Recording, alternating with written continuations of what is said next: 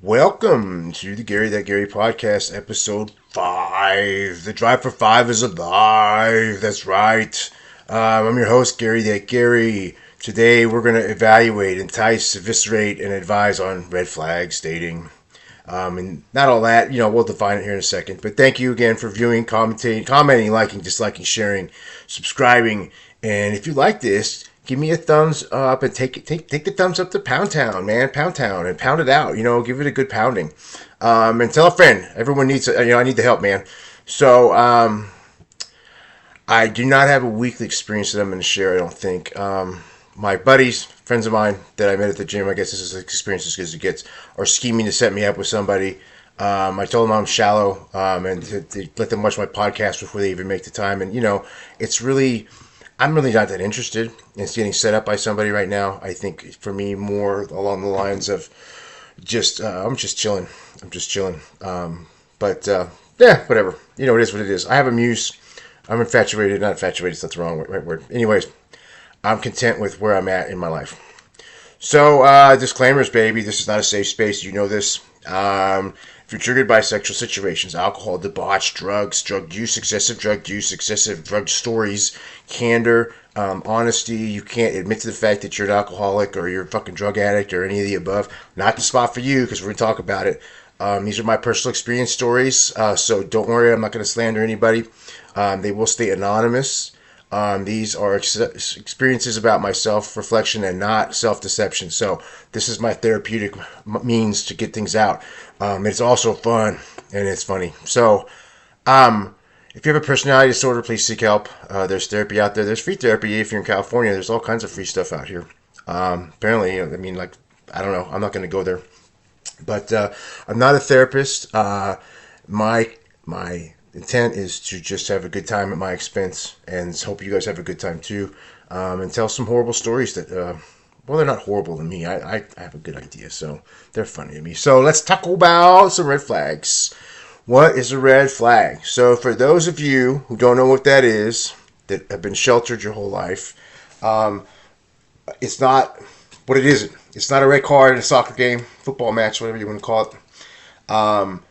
It's not the Chinese Communist flag for you leftists out there. There's so many of you. Jesus H. No politics. No politics. But a red flag. I did some research. A red flag is that gut feeling. I don't like that. I think the red flag to me is when you know that something doesn't work for you in a relationship. So, case in point. And I'm not talking about like my boundaries. We're going to talk about boundaries like behavioral boundaries later in another episode. Maybe, I don't know. Maybe we're going to, I'm thinking about doing a Sunday Easter special. I might do a Sunday Easter special. Matter of fact, I'm going to do a Sunday Easter special now that I've committed that to you, some bitch. So, I did some research on red flags. Red flags are things that you meet somebody and you know, man, that's a red flag. I'm a giant red flag and I openly admit to that shit because if I didn't, I'd be lying to myself. Multiple divorces, the marriages, the drug use. I've never used drugs. Alcohol, the womanizing, the juggling women 2 and 3, 4 at a time. Just being very open about it. I was open about it most of the time. Those are the things that I've done in my life. I am a giant red flag. But there's also other things that you could say are a red flag. And so we're going to go through that. Some of these are behavioral. Most of them are behavioral. Well, I'm going to start off. I did 3 articles that I researched. I tried to stay highbrow. I didn't do like Ask Jeeves or some stupid garbage website where you don't have any concept. They have no concept of reality. It's opinion based, but they have no value. I hope they have value. Whatever. Eat a dick. So, I got a Psychology Today article. It's a 10 relationship red flags. So I went through this article briefly, kind of went through. It's an old article. It's like 10 years old, but I think some of it was relevant. Lack of communication. I got a buddy of mine that I used to live with that there's 3 of us living together, whatever. And one of our friends, you know who I'm talking about, bro, does not communicate at all. He doesn't communicate his feelings. And that's just something, that's him as a person. It's not right or wrong. It's just, if you can't communicate where you're at, that's a problem. Irresponsible, immature, unpredictable. Right here. Lack of trust. You know, if they don't trust people, they've been hurt. I mean, if you haven't been cheated on, then you haven't really been out yet. Haven't put yourself out there. And that's a thing about that. Could be about you. It could be about them too. So don't blame yourself on that. You know, your significant other. Like if I was disliked by your family, or vice versa, I have been disliked by a lot of families, to be honest with you, because I just won't put up with anybody's shit. And usually there are times when I'm dating someone a little younger, maybe 15, 18, 20 years younger than me, and their parents are only 5 years older than I am, so they're automatically not going to like me. And that's, that's neither here nor there. We're not going to talk about the May December romances because some of y'all out there got those. Controlling behavior. Whoa, man, that's a giant red flag. I am not controlling. I control myself. That's the best way. Feeling insecure in the relationship. What are you feeling? What are you thinking right now? Those kind of things. I get it, man. Dark secretive past. Some of us have some really dark secret. That's case in point. You strippers out there, or you cocktails, former cocktail waitresses. Not cocktails at a bar, but cocktails at a strip club. You guys say, oh, you're always secret about what you used to do. Now you're real estate agents, right? Non-resolution of past relationships. You're still hung up on other stuff. I have a good relationship with most of my ex-girlfriends. Minus, let me think, one, two. I know you guys are laughing right now, but there's two that I do not have a good relationship with. But I can give you 3 or 4 or 5 right now that I do still communicate with. Still communicate with my last wife, back and forth, whatever, dirty texts, whatever you want to call it. It's really not dirty texts. It's just us talking shit. The relationship, this is a number 9. A relationship is built on the need to feel needed by another. That is that in filling your void with someone else. And that is, that's not healthy. I mean, we all know it's not healthy, It's the difference between being lonely and building, it's just anybody, you're putting a square peg into a round hole. Square, if I can't do that. It's like, never mind. And then abusive behaviors. And, we all know somebody that's abusive. We've all seen it. I was involved with somebody at one point that would get drunk and they grabbed me by the hair and by the belt, and it wasn't like sexual in nature. It was very abusive because they couldn't control. It was a controlling thing. So this person, we had different, I'm a party guy. She was not. She's bar manager. She got fired a few times anyways. Now you know what I'm talking about, so whatever. So that was the Psychology Today article. The next article that I kind of am reviewing, let's see, it's not loading. That's wonderful. We'll skip to the next one. Is Business Insider. It's about 8 months old. 17 red. I wanted to finish with this one. This is 10. Oh, we're going to skip that one then. You know what? You guys can go. You can mangia una pieto. So 17 red flags to look out for on a first date that could indicate someone is wrong for you or even toxic. So if you haven't had a toxic relationship, again, get out there, put yourself out. And I know some of you all been married once and that I'm so in love and blah, blah, blah, blah. I appreciate you. I'm not jealous. I'm not mad at you.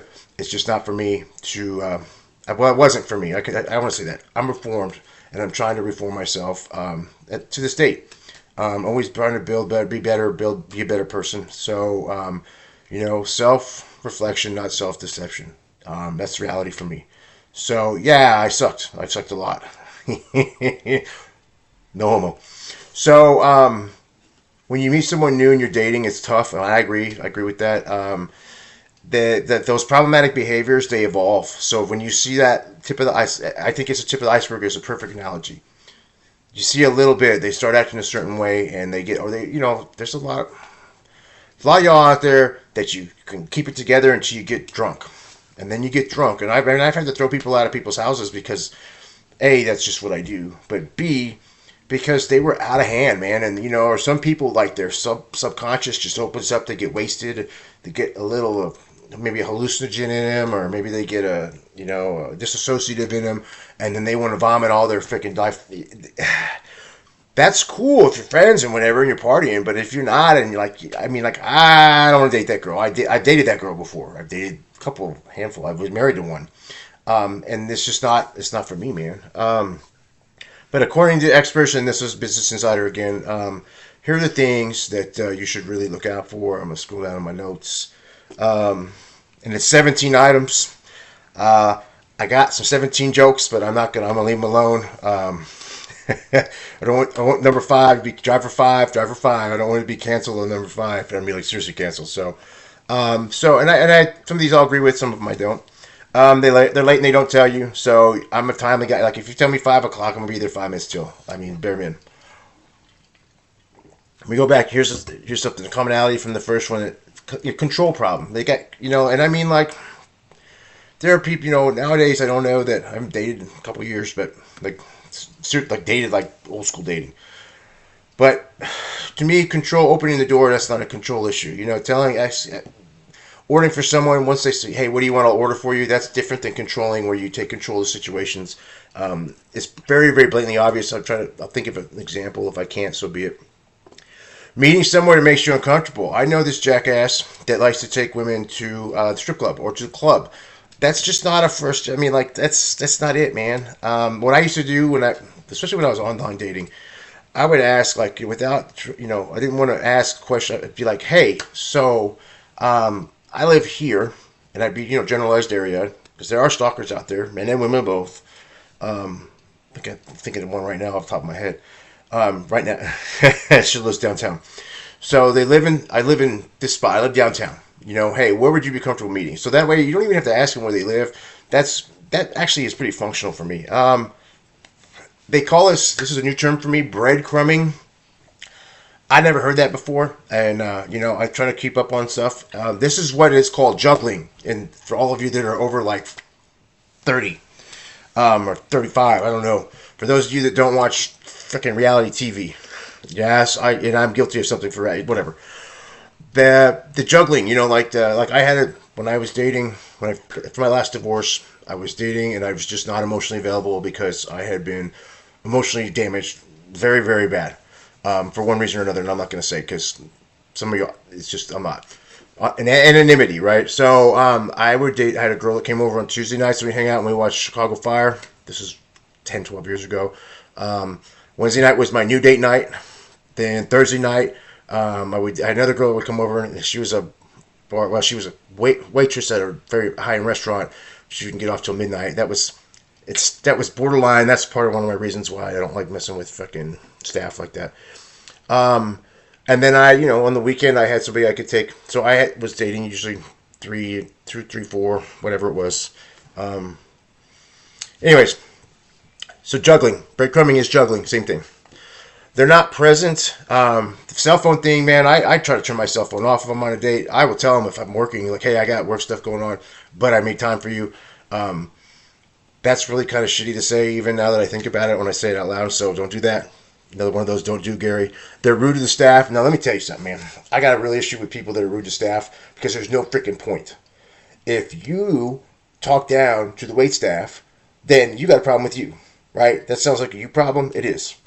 If the service is shitty, then ask for the manager to come over. You don't have to berate somebody, man. I've seen people do that. Matter of fact, this one girl I dated that was very much younger than me, that was about 5, 6 years ago, just whatever the devil was inside of her, she just could, man, she was rude to staff all the time. And I mean, I know what the devil was besides me being inside of her.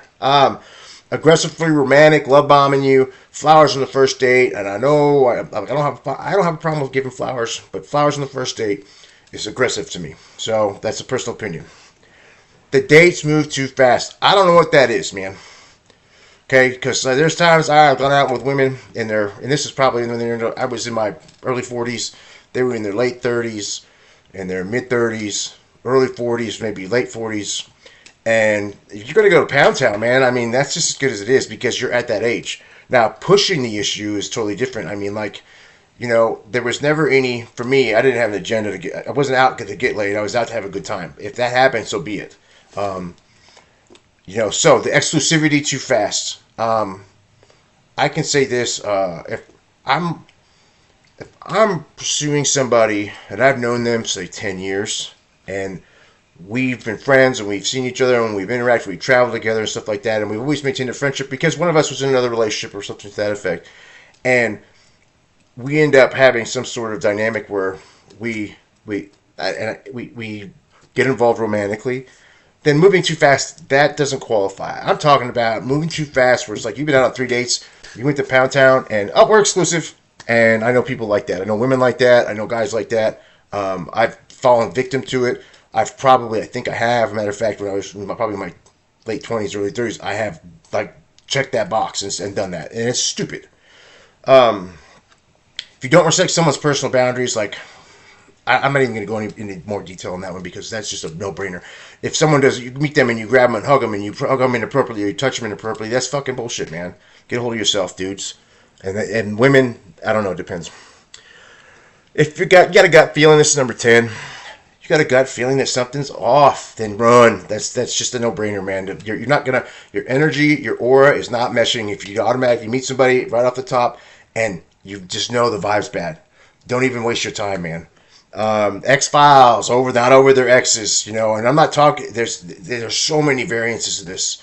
Now, if you know their ex, that's one thing, because then you're going to talk shit about them. I've gone out with a couple girls where they were friends with my ex-girlfriend, and thinking of one specifically, but there's a couple of them like that. Yeah, so be it. You know what I'm saying? That's different if you're going to bring up the ex, but if you don't know their ex and they're talking about their ex, they're not over, they're hung up, or they're bitter. Or some guys are this is a controlling thing. This will go into that, but controlling. The mean teasing, we call it bullying now. Guys, we bully each other all the time. At least my crew, in as a Gen Xer, that's just what we do. I know some of you guys can't handle that, but you should never bully a girl. It's just wrong. It's just wrong.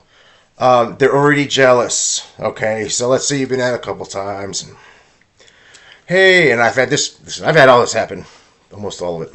Yeah, all of it. And they're like, oh, blah, blah, blah. And I had a coworker who watches this. And her and I have been friends for 10 years, over 10 years. We've never hooked up. We've gone out drinking together. We're like besties. She's like my sister. I'm like her brother. Not like Joe Dirt. I'm his sister. But like just your sister. We're like that. Sorry, girl. I'm laughing right now about something totally different. But I appreciate you watching. But I had an ex-wife that was jealous of her, and I'm like, we'd gone out, and there was never anything there. I'm sorry, man. Hey, I make comments like this, and this is me personally. I make a comment about, I think I did this recently. Yeah, I'm going to sleep, blah, blah, blah. Hey, it's good talking to you. Oh, man, I'm jealous of your pillow. That, to me, is a joke, right? Some people may not take it the right way, but... Number 14, uncomfortable with difference of opinion. In this political warfare age, man, this is very common. I know people, I've seen it on online dating. I've seen it. I know people that were like, well, if they're a supporter of this person or a supporter of that person, then I would never talk to them or date them. And I mean, people have lost the last 10 years, their relationships have gone to shit because of the whole political warfare that's going on right now, man. I'm a political scientist by education, and I just won't talk about it. I mean, I refuse. If someone's that into it, great. Do you do grassroots? You give donations? No? You're just polarized. Cool. Go be polarized somewhere else. They admit to ghosting other people. I've done this a few times, a handful of and so this is a red flag, I mean, I can admit to it, but I'm not going to brag about it. I am now, but, whatever. If they're bored by you and they're on their phone all the time, this kind of goes back to number 10. This is number 17, by the way. I had an ex-wife, not the last one, just to be clear, one before that. Still not giving the number out, guys. you should be able to figure it out by now. That would serial date. We would break up. We were together, we got married, we were together for maybe 9 months, and we broke up. We split up for about, I don't know, a month. And she would serial date because she didn't have any money freaking pay for meals. And so she would date a guy at lunch, she'd have a lunch date, and then she'd have a dinner date. And then she'd call me to go to Pound Town afterwards. So I was like, hey man, liquor her up, I don't care. I mean, whatever, I'm still getting it. But that's just, but texting other people during the conversation, being distracted. I went on a date one time with a woman whom I really regret that this didn't work out. She was just spectacular. The energy vibe was there and everything. And I just broken up with someone else, so I was just not there, and I was completely distracted. I mean, we had gone to a place, wine spot where I used to go, wine spot, and we finished half the bottle. We had a glass each, and I told her, I said, I'm sorry, I'm not focused, and we canceled the date, and we still made out, but whatever. So that is kind of where I'm at with this. I was going to do another article. Screw it. Red flags, according to Gary that Gary. So here are some things that I tend to get antsy about. And these are red flags to me. little bit different than what we've been talking about. When a girl says, I'm a free spirit, you're probably you're a pothead. Your body can't be determined because you lie to yourself all the time. And on top of that, the whole free spirit thing kind of goes hand in hand with, I don't like rules, or I don't like being told what to do. And this goes all around. I mean, you're probably a cheater. Some of you I'm thinking about, you are cheaters, because I was cheating with you. You're a liar, or at least you're an omitter of facts. Man, I got stories about omission. I'm going to do a whole episode on lying and omission, because that's some serious stuff right there. And so I gotta stop saying so. I was dating somebody. We were hanging out with a friend girl of mine. They went to do something together. I stayed home. I went to sleep. We've been hanging out all night. This person they went and did something together. So they'd been gone 3-4 hours, whatever. I don't care. And I texted them, like, how are things going? And I was just curious because I wanted to see how much longer I could sleep, to be frank with you. And, we're done. So-and-so, she wants to go to the bathroom, so we're going to stop. So they stop at a bar. And I say, okay, cool, blah, blah, blah. And she tells me, well, we're stopping at a gas station. She told me they stopped at a restaurant. Well, they went and got drinks at the restaurant. I don't care. And then this other girl that she was with posted on Instagram, and I saw that, and I'm like, okay, I don't care that you're having drinks, but then she told the other girl, Gary's controlling, and da-da-da. Well, that's not true at all. I didn't really give a shit about that. So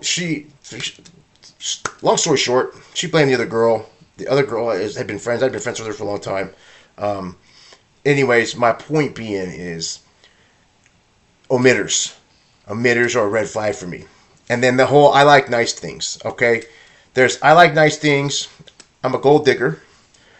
And I spend my money on nice things. There are people that make their own money. There are men and women out there that buy. I like to buy semi-nice things. But I don't blow my money. And I know friends of mine, friend girls and guys that spend money on a lot of nice things. But when a girl says to me, and this is from my experience, I like nice things, and then I know that they work at Starbucks, I know that their expectation is they're looking for a meal ticket. I like to give them the not your meal ticket sign. So, let's get through this. This is another, here's some other things from me, from Gary that are a shit show. Multiple divorces. Personal to my heart. Never married, but engaged like 4 times, especially if they're in their late 30s or a little older. I mean, like if they're like an attorney or a doctor, I understand that to a point. No kids on this. This is another thing. If like you're in your late 30s, early 40s, and you got no kids, you've never been married, you've been engaged a couple times, there's a whole lot of stuff that can go with that. And so that is a giant red flag if you guys didn't know that. Multiple children, next topic. Multiple children by multiple guys, and not like one-to-one. I was married, I got pregnant when I was young, and da-da-da. Or guys, hey, guys are a red flag too, ladies, for out you're watching. If a guy's got 3 babies by 3 different women, probably a giant red flag. That's all I'm going to tell you about that. Topic closed. I know a friend. One of her best friends. She only dated professional athletes. She was married to a cowboy and cheated on. Anyways, I'll stop there. That is kind of a red flag because you know that they're kind of, well, not always, but to me that's a red flag. The name droppers fall into this category somewhat. They drink excessively and get emotional. I already talked about this a little bit. Then they turn into a TMI person, or they vomit about, oh my God, I grew up this way and poor me, blah, blah, blah. Red flag. No car. I'm not a classist. Unless you live in a major metropolitan area with public transportation like in Europe or maybe like Chicago, New York. I mean, LA, but and you don't have a car, I don't know, man, I don't know. Too many pets. I talked about pets a little bit last week. 1 pet, okay. 5 pets of various species. Unless you are a veterinarian, and I dated a veterinarian once who had, I don't know, a slew of animals, who now lives on the farm on the East Coast. And so she was awesome, but like the pets thing, that was a pass for me, but normally that would be no. If they're mean, they got low self-esteem. I can speak from experience on this with someone I dated or some multiples.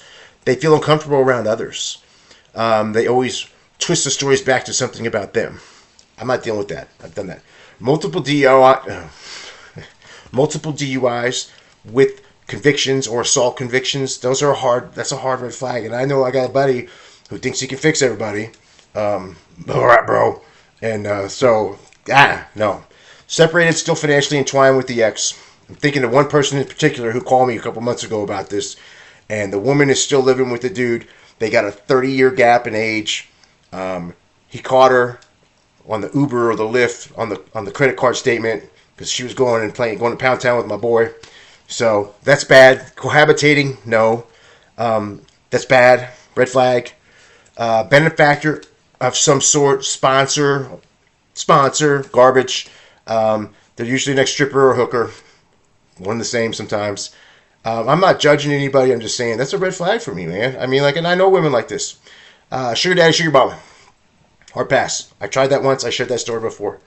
They don't get along with people specifically of the same sex.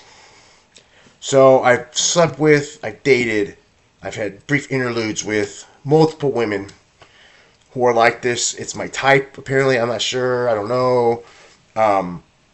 In my experience with this, self-esteem, control, trauma, I'm not judging. I'm just saying that's my experience. One of my favorites, this is actually fairly recent for me, that happened when I was trying to take this girl to Pound Town. Still stalking. The ex is still stalking her after a year. They're still communicating, obviously, duh. And then the control issues went along with this one. That was kind of I don't want to go into any more detail than that. So if I don't know you and you ask me what's your goals in 5 years on the first date, I'm a red flag. It's a red flag, man, because I love you, girl, and I know I'm not talking about you specifically, but that's rough. There's nothing wrong with having expectations, and if you don't know the person, that's a scary question. I mean, I had someone sit down next to me one time at a party. I never met the girl. They introduced me to her, and she's like, first time I meet her, and we've been drinking and partying, whatever. It's probably 3, 4 in the morning, but she's like, I want to have a baby, and I want the white picket fence, and I was sitting there, and I'm like, I would like to paint your cervix. But now I know not even to do that, because that's a red flag. And go from there. But yeah, no. That's so. I understand women and men both, where you're coming from, where you're in that. I'm ready to settle down. That's totally okay. For me, one exception. That's a red flag. So I got a couple dating stories here. I guess I did go on a date maybe last year or year before. Met this girl on Facebook dating. It doesn't work. It's garbage. Just for FYI. We met. The only reason she reached out to me was because my roommate, so this was last year during the early summer, or before the summer, the guy I was staying with, loved the guy to death. This girl wanted to connect to him for business reasons. And his big name, family's in a big name for industry. And that was part of the reason that she connected with me. They were mutual friends on Facebook, whatever. So we meet up.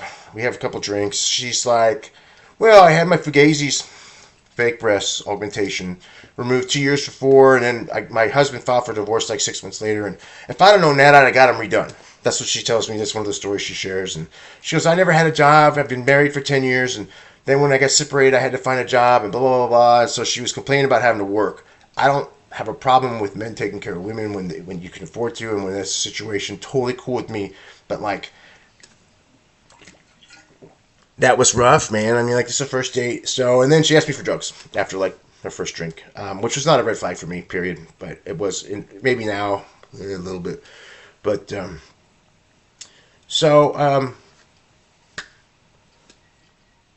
my culmination is this: keep your eyes open.